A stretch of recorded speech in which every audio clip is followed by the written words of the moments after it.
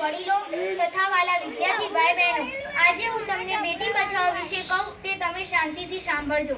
ઘર આખાની રોનક છે દીકરી, જીવનમાં ખીલેલ કમળ છે દીકરી. ક્યારેક તડકાની જેમ મધમય સોહાતી તો ક્યારેક શીતળ ચાંદની છે દીકરી.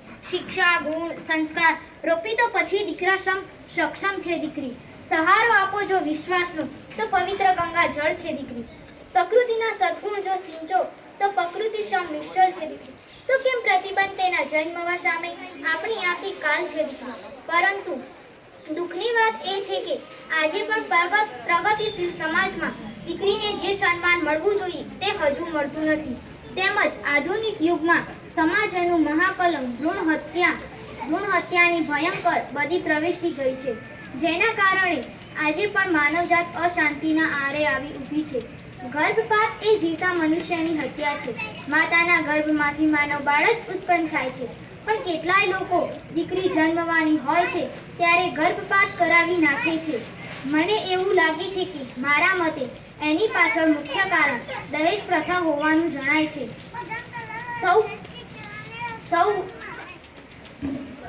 સૌ કોઈ જાણે છે કે ચોક્કસ પ્રાંતમાં દીકરી પાછળ કરિયાવર દહેજમાં લાખો રૂપિયા ખર્ચવા પડે છે.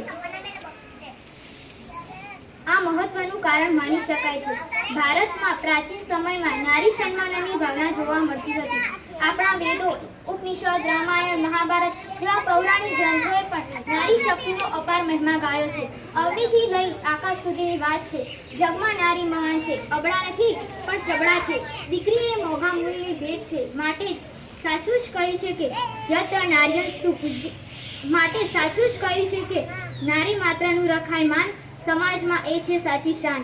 આમ આ આધુનિક યુગમાં નારી ભ્રૂણ હત્યા સામેની આ ઝુંબેશમાં તબીબી ક્ષેત્રના નિષ્ણાતોએ શૈક્ષિક રીતે હાથ મિલાવવાની તાકી જરૂરી છે.